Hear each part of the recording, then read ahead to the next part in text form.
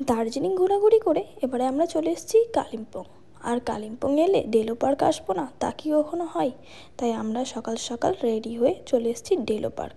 Delo park জায়গাটা যতবারই আসি না সে নতুনভাবে দেখি, কারণ ওখানে এত সুন্দর সৌন্দর্য প্রতিবার যেন নতুনভাবে ফুটে ওঠে, তাই আমাদের কাছেও নতুন হয়ে যায়। Hello guys, welcome back to my channel explore Sujita. আমি চলে এসেছি তোমাদের সঙ্গে একটা নতুন ব্লগ নিয়ে। আজকে আমি চলে এসেছি কালিম্পং। তোমরা আগের ব্লগে দেখেছিলে দার্জিলিংয়ে ঘুরেছিলাম টয় ট্রেনে, সেটা আজকে তোমাদেরকে চলে এসেছি কালিম্পংয়ের মোস্ট অফ দ্য ফেমাস জায়গা, সেটা হচ্ছে ডেলো পার্ক।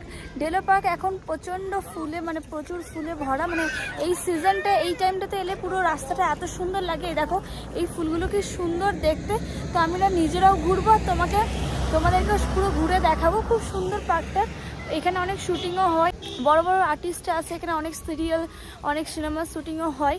তো চলো আমি দেখাই তোমাদেরকে পুরোটা ঘুরে। আমরা এখন উপর দিকে চলে এসেছি। এই যে ব্যাকে যে হোমস্টেটা দেখতে পাচ্ছ, এখানে অনেক শুটিং হয়।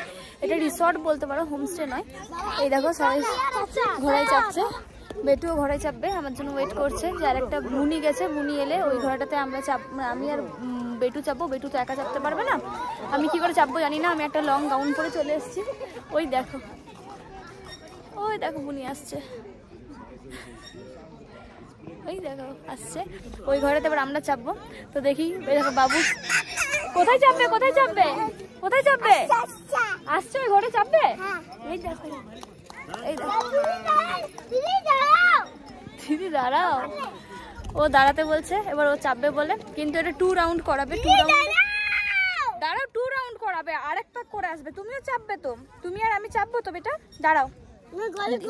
দিদি ঘুরে আসুক, আরেকবার গোল গোল ঘোরাবে। এই দেখ,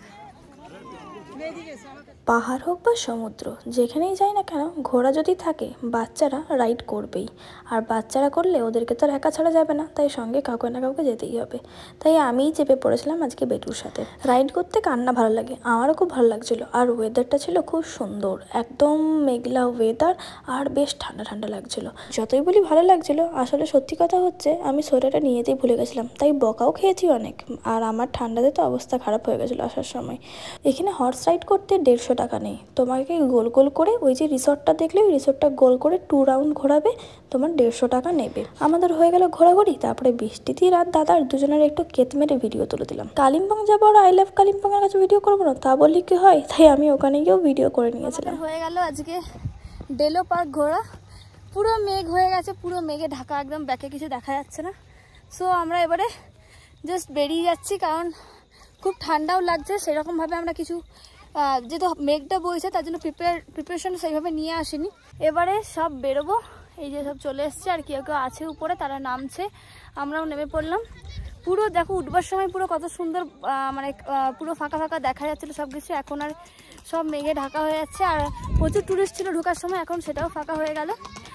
এখন সব বেরোচ্ছে, কারণ এবার বন্ধ হওয়ার টাইম হয়ে গেছে। এখন বাজছে 6:30, 6:30 সময় বন্ধ হয়ে যায়। চলো আজকে বোধহয় আর কিছু অ্যাক্টিভিটিস করবো না, যদি করি ভালো সেগুলো শেয়ার করবো, যদি না করি তাহলে তোমাদেরকে হোটেলটা ঘুরে দেখাই।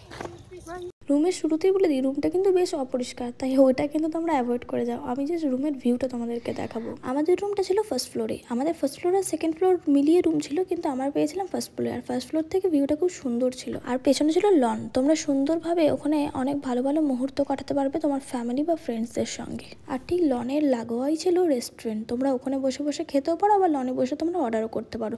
ওভারঅল বলতে গেলে হোটেলটা বেশ সুন্দর ছিল। নেক্সট বার গেলে আবার থাকার প্ল্যানও আছে। তোমাদের ভালো লাগলে লাইক, কমেন্ট আর সাবস্ক্রাইব করে দিও। আজকের ভিডিওটা কিন্তু আমার এখানেই শেষ হলো।